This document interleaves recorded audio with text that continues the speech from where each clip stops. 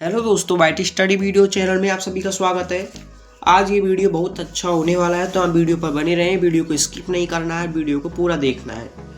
सबसे पहले हम बात करते हैं प्रार्थना पत्र की। प्रार्थना पत्र आपके क्लास 8th एग्जाम लगने वाली है बोर्ड 21 फरवरी को, तो उसमें जरूर आने वाला है। और प्रार्थना पत्र फीस माफ, टीसी, आवश्यक कार्य किसी पर भी आ सकता है। तो आपको ये वीडियो पूरा देखना है, जिससे आपको पता चल जाए किसी पर भी आ जाए तो आप आसानी से उसको लिख सकते हैं। और प्रार्थना पत्र की हम बात करते हैं तो प्रार्थना पत्र दो प्रकार के होते हैं। एक होता है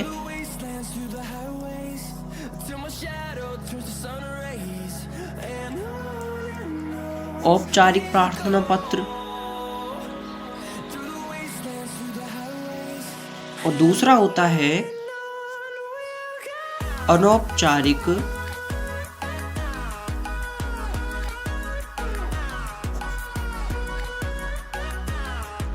प्रार्थना पत्र।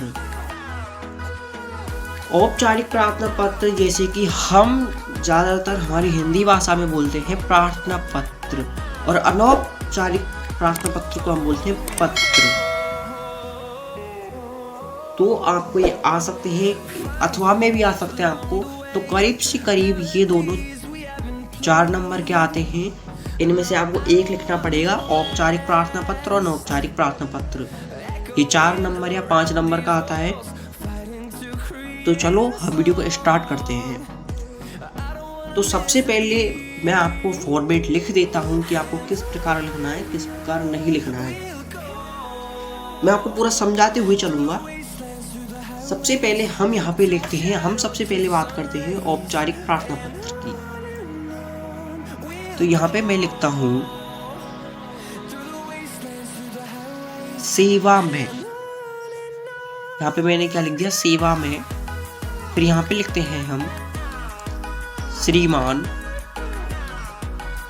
अगर हम अपने प्रधानाचार्य को लिख रहे हैं तो यहाँ पे हम प्रधानाचार्य लिखेंगे, प्रधानाचार्य जी। या कोई आप किसी बड़े अधिकारी को लिख रहे हैं या किसी मान्यवर को लिख रहे हैं तो आप उसको उसका पद दे सकते हैं, तो उसका पद के नाम से दे सकते हैं। फिर आपको यहाँ पे स्कूल का नाम लिखना है। जैसे कि मैं हमारे स्कूल का नाम शॉर्ट में लिख देता हूँ,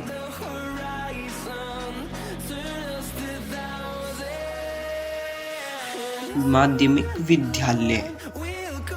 फिर आप अपने यहाँ पे उस स्थान का नाम डाल सकते हैं जहाँ पे आपका विद्यालय है। जैसे कि मैं यहाँ पे रायपुर डाल रहा हूँ। यहाँ पे फिर अपना स्टेट डाल सकते हैं। जैसे कि मैं यहाँ पे अपना राज्य राजस्थान। इतना डालने के बाद फिर आपको लिखना है विषय। विषय की हम बात करते हैं तो विषय हम किस पर लिख रहे हैं उसके बारे में बताना है हमें विषय में। तो जैसे कि विषय, हाँ जी, सबसे पहली बात हम अपने स्कूल के लिख रहे हैं। तो आपको ये तो जो मैंने ये फॉर्मेट बताया, इतना आपको सेम टू सेम लिखना है। जैसे कि हम अपने विद्यालय के प्रधानाचार्य को लिख रहे हैं, प्रधानाचार्य जी को, तो सेवा में आएगा, श्रीमान प्रधानाचार्य जी भी आएगा और अपने स्कूल का नाम आएगा। फिर हम विषय बात करते हैं। जैसे कि हमें टीसी पे लिखना है तो हम यहाँ पे डाल सकते हैं टीसी पर प्रार्थना पत्र, फीस माफ पर प्रार्थना पत्र। तो हम यहाँ पे कुछ भी डाल सकते हैं। जैसे कि मैं यहाँ पे अब डाल रहा हूँ टीसी पर प्रार्थना पत्र। टीसी पर प्रार्थना पत्र ये मैंने यहाँ पे लिख दिया है। तो आप, जैसे कि मैं टीसी पर लिख रहा हूँ, तो आप यहाँ पे बीमारी पर प्रार्थना पत्र, स्थानांतरण पर प्रमाण पत्र, शुल्क मुक्ति पर प्रार्थना पत्र, फीस माफ पर प्रार्थना पत्र, आवश्यक कार्य पर प्रार्थना पत्र, आपको कुछ भी हो, कोई भी लिख सकते हैं इस पर। फिर हम बात करते हैं यहाँ पे एक लाइन छोड़ के जस्ट इसके बाद नीचे आएगा महोदय। महोदय, मान्यवर या आदरणीय कुछ भी लिख सकते हैं, जैसे कि मैंने यहाँ पे लिख दिया है महोदय और कॉमा। फिर जस्ट इसके नीचे की लाइन में हमें अपनी समस्या लिखनी है। जैसे कि मैं अपनी समस्या लिख रहा हूँ, तो सबसे पहले हम यहाँ पे लिखते हैं सवनीय,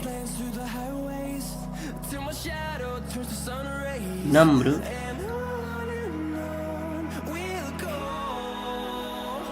निवेदन है कि मैं कक्षा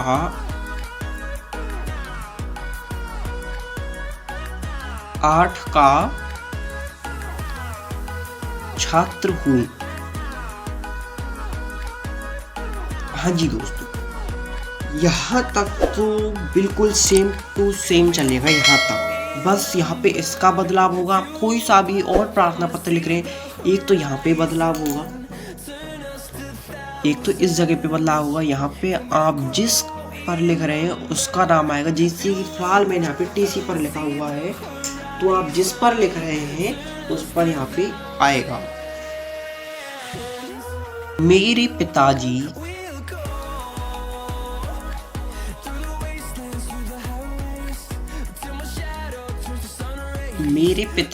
का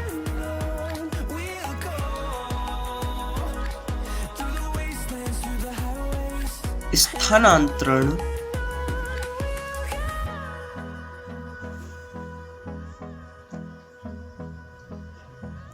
आप यहाँ पे स्थानांतरण लिख सकते हैं, ट्रांसफर लिख सकते हैं, तबादला लिख सकते हैं।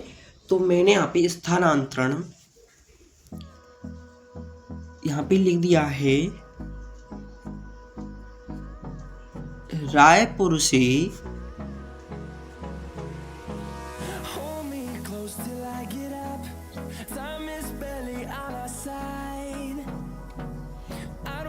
भरतपुर हो गया है। भरतपुर हो गया है।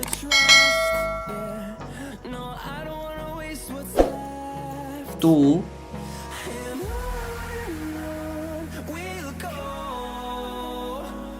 मेरा पूरा परिवार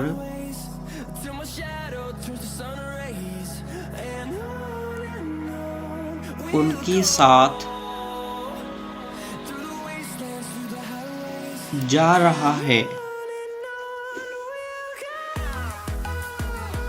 और मैं भी उनके साथ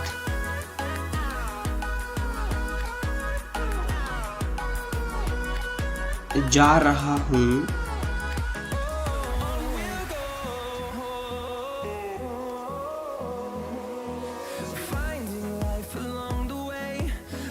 इतना लिखने के बाद यहाँ तक बिल्कुल सेम आता। मैंने आपसे बोला था यहाँ तक बिल्कुल सेम आएगा।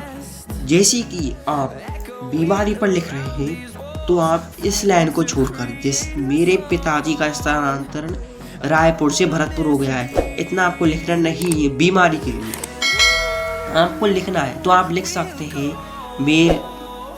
मैं कक्षा 8 का छात्र हूँ। मुझे कल रात से बहुत तेज बुखार आ गया है। मैं विद्यालय आने में असमर्थ हूँ। मेरी तबीयत बहुत खराब है। डॉक्टर ने मुझे 2 दिन विश्राम करने को कहा है, तो मैं 2 दिन विद्यालय में उपस्थित नहीं रहूँगा। अतः आपसे निवेदन है, आप मुझे 2 दिन की छुट्टी देने की कृपा करें। तो मैंने यहाँ पे लिख दिया। अब हम यहाँ पे लिखते हैं अतः। अतः वाली हम जो लाइन लिखेंगे, जस्ट उसके नीचे वाली लाइन लिखेंगे। तो मैं यहाँ पे लिख दूँ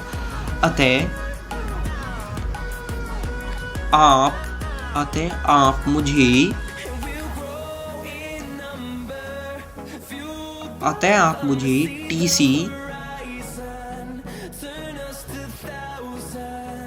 देने की कृपा करें। फिर इतना लिख देना है आपकी। फिर आपको यहाँ पे लिखना है आपकी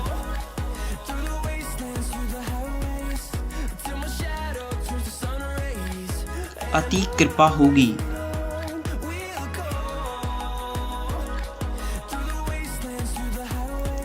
फिर आपको जस्ट इसके नीचे लिखना है यहाँ पे आपका आज्ञाकारी शिष्य।